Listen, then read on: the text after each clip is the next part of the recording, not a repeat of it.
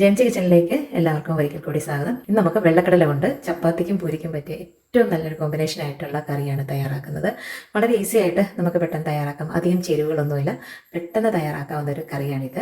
നമുക്ക് കറി തയ്യാറാക്കാനായിട്ട് അധികം സമയം വേണ്ടിയിട്ടില്ല. പക്ഷേ കടല സോക്ക് ചെയ്തെടുക്കാനായിട്ട് ഒരു 4 to 5 hours നമ്മൾ സോക്ക് ചെയ്തെടുക്കണം. അപ്പം ഞാനിത് ഈ കടല ഒരു 5 മണിക്കൂർ സോക്ക് ചെയ്തെടുത്താണ്. സോക്ക് ചെയ്തെടുക്കുമ്പോഴത്തേന് ഇത് നന്നായിട്ട് വലുതായിട്ട് വരും. ഇനി നമുക്കിതൊന്ന് ആദ്യമേ വേവിച്ചെടുക്കാം. അപ്പം ഇതിനൊരു കുക്കറിലേക്ക് നമുക്ക് മാറ്റാം. ഇനി നമുക്കിതിന് ആവശ്യത്തിനുള്ള ഉപ്പ് ചേർത്ത് കൊടുക്കാം. ഇനി നമുക്ക് ഇത് വെന്ത് വരാൻ ആവശ്യത്തിനുള്ള വെള്ളം, കടലയുടെ ജസ്റ്റ് മുകളിൽ വരത്തക്ക രീതിയിൽ നമുക്ക് വെള്ളം ഒഴിച്ച് കൊടുക്കാം. ഇനി കുക്കർ അടച്ചു വെച്ച് നമുക്കൊരു 2 വിസിൽ അടിച്ചതിന് ശേഷം 5 മിനിറ്റ് സിമ്മിലൂടെ വേവിച്ചെടുക്കാം. കടല വെന്ത് വരുന്ന സമയത്തിന് നമുക്കിതിലേക്കുള്ള മസാല തയ്യാറാക്കാം. ഇത് നമുക്ക് ഇതിൽ ചേർക്കാനായിട്ട് ഞാനിവിടെ ഒരു മീഡിയം സൈസ് സവോള റഫ്ലി ചോപ്പ് ചെയ്തെടുത്തിട്ടുണ്ട്. അതുപോലെ കുറച്ച് വെളുത്തുള്ളി, ഒരു ഇഞ്ച് വലുപ്പമുള്ള ഇഞ്ചി, നന്നായിട്ട് പഴുത്തൊരു തക്കാളി, ഇത്രയാണ് ഞാനിതിൽ വഴറ്റി ചേർക്കാനായിട്ട് എടുത്തിരിക്കുന്നത്. ബാക്കി മസാലകൾ ഞാൻ ചേർക്കുന്ന സമയത്ത് പറയാം. അപ്പോൾ നമുക്കിതൊന്ന് ആദ്യമേ വഴറ്റിയെടുക്കാം. ആദ്യമേ നമുക്ക് കുറച്ച് ഓയിൽ ഒഴിച്ചു കൊടുക്കാം. ഇതിലേക്ക് 1 ടീസ്പൂൺ ജീരകം ചേർത്ത് കൊടുക്കാം. ഗരം മസാല നമ്മൾ ചേർക്കുന്നുണ്ടെങ്കിലും കുറച്ച് നല്ല ജീരകം ചേർക്കുന്നുണ്ട്. അതിൻ്റെ ടേസ്റ്റ് ഇതിൻ്റെ കൂടെ നല്ലതാണ്. ജീരകം ഫ്രൈ ആയി വരുമ്പോഴത്തേക്കും ആദ്യമേ വെളുത്തുള്ളി ചേർത്ത് കൊടുക്കാം.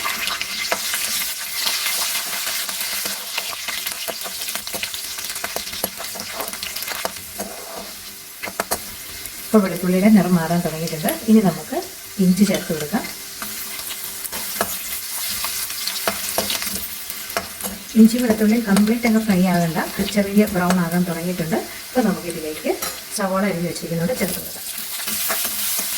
സവോള പെട്ടെന്ന് വഴന്നു വരാനായിട്ട് നമുക്കൊരു 1/4 ടീസ്പൂൺ ഉപ്പ് ചേർത്ത് കൊടുക്കാം.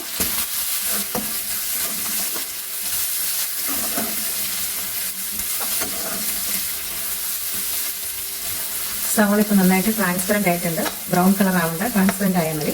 ട്രാൻസ്പെറൻ്റ് ആയി കഴിഞ്ഞിട്ട് നമുക്ക് ഇതിലേക്ക് മഞ്ഞൾ ചേർത്ത് കൊടുക്കാം. 1/4 ടീസ്പൂൺ മഞ്ഞൾ ചേർത്ത് കൊടുക്കാം.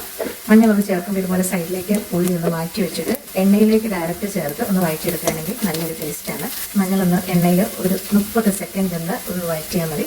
അതിനുശേഷം നമുക്ക് ഇതിലേക്ക് തക്കാളി ചേർത്ത് കൊടുക്കാം. തക്കാളി ചേർക്കുമ്പോൾ ശ്രദ്ധിക്കണേ, പെട്ടെന്ന് വഴുന്ന കിട്ടാത്ത എന്താണെന്ന് പറയും, നമ്മൾ സവോളയുടെ കൂട്ടത്തിൽ തക്കാളി അങ്ങ് മിക്സ് ചെയ്ത് കഴിഞ്ഞാൽ പെട്ടെന്ന് വഴുന്ന കിട്ടത്തില്ല. തക്കാളി സവോള ഇങ്ങനെ സൈഡിലേക്ക് മാറ്റി വെച്ചിട്ട് കറക്റ്റ് നടിച്ചിട്ട് ഇട്ട് കൊടുത്തിട്ട് സവോളയായിട്ട് മിക്സ് ചെയ്യുക. ഒരു മീഡിയം ഫ്ലെയിമിൽ വേവിച്ചെടുക്കാം. നമുക്ക് ഇടയ്ക്ക് 2 മിനിറ്റ് കഴിഞ്ഞ് നോക്കാം സോഫ്റ്റ് ആയോന്ന്. അപ്പോൾ സോഫ്റ്റ് ആകാനായിട്ട് തുടങ്ങിയിട്ടുണ്ട്. നമുക്ക് 1 മിനിറ്റ് തന്നെ വെയിറ്റ് ചെയ്യാം.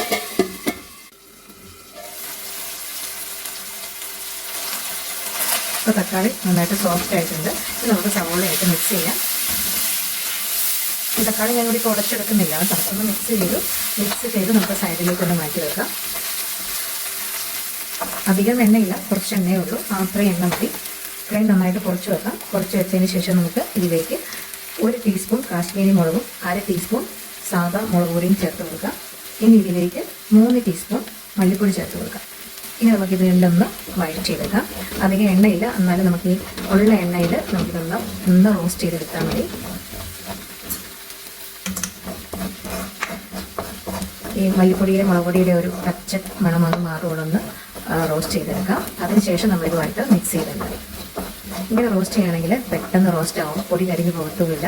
കാരണം സൈഡിൽ ഇതുള്ളതുകൊണ്ട് അതിൻ്റെ ചൂട് അതിലേക്കും കൂടി അങ്ങ് മാറും.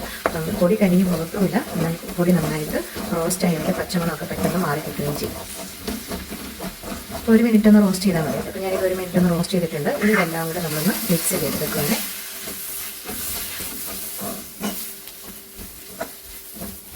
അപ്പോൾ നമ്മളിതെല്ലാം കൂടെ ഒന്ന് മിക്സ് ചെയ്തു. ഇനി നമുക്ക് ഫ്ലെയിം ഓഫ് ചെയ്യാം. ഇതിൻ്റെ ചൂട് മാറിക്കഴിയുമ്പോൾ ഒരു മിക്സിയുടെ ജാറിലേക്ക് ഇട്ട് നന്നായിട്ട് അരച്ചെടുക്കാം. അധികം വെള്ളം ചേർക്കാതെ അരയ്ക്കുക, അധികം വെള്ളം ചേർക്കേണ്ട. അരച്ച് കഴിഞ്ഞിട്ട് വേണമെങ്കിൽ നമ്മൾ മിക്സിയുടെ ജാറ് കഴുകി കുറച്ച് വെള്ളം ഒഴിച്ചാൽ മതി. ഇപ്പോൾ ഇത് ചൂടൊന്ന് മാറട്ടെ, അതിനുശേഷം നമുക്ക് അരച്ചെടുക്കാം. ഇനി നമുക്ക് വീണ്ടും പാനിലേക്ക് 1 ടീസ്പൂൺ ഓയിൽ ഒഴിച്ചു കൊടുക്കാം. നമ്മൾ അരച്ചെടുത്ത ഈ ഗ്രൗണ്ട് പേസ്റ്റ് ഇതിലേക്ക് ചേർത്ത് കൊടുക്കാം. ഇനി നമുക്കിത് നന്നായിട്ടൊന്ന് ഇളക്കി ഇതിലെ ജലാംശമൊക്കെ ഒന്ന് വറ്റിച്ചെടുക്കണം. നല്ല എണ്ണ തെളിഞ്ഞ് വരുവോളം ഇതൊന്ന് വഴറ്റിയെടുക്കണം. ആദ്യമേ നമുക്ക് മീഡിയം ടു ഹൈ ഫ്ലെയിമിൽ വെക്കാം. വെള്ളം വറ്റി തുടങ്ങിക്കഴിഞ്ഞാൽ ലോ ടു മീഡിയം ഫ്ലെയിമിൽ ഇത് വഴറ്റിയെടുക്കാം.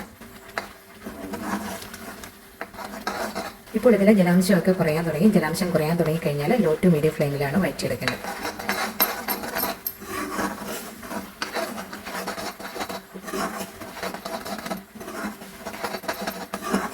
ഇപ്പോൾ ഇതിലെ ജലാംശം എല്ലാം അങ്ങ് വറ്റിയിട്ടുണ്ട്. ഈ ഗ്രൗണ്ട് പേസ്റ്റ് പാനിൽ നന്നായിട്ട് ഈസി ആയിട്ട് ഇങ്ങനെ വട്ടത്തിൽ പിടിക്കാതെ മൂവ് ചെയ്യാനായിട്ട് തുടങ്ങും.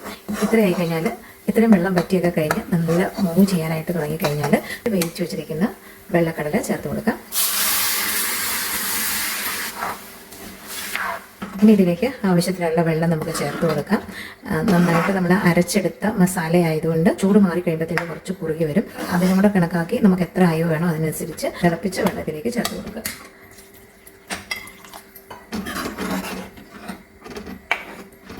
ഇനി നമുക്കിതിലേക്ക് 1 ടീസ്പൂൺ ഗരം മസാല ചേർത്ത് കൊടുക്കാം. കുറച്ച് പച്ചമുളക് ചേർത്ത് കൊടുക്കാം. ഇപ്പോൾ ഇതിന് തിള വന്നിട്ടുണ്ട്. ഇനി നമുക്ക് മൂടി വെച്ച് ലോ ഫ്ലെയിമിൽ ഒരു 3 മിനിറ്റ് കൂടി വേവിച്ചെടുക്കാം.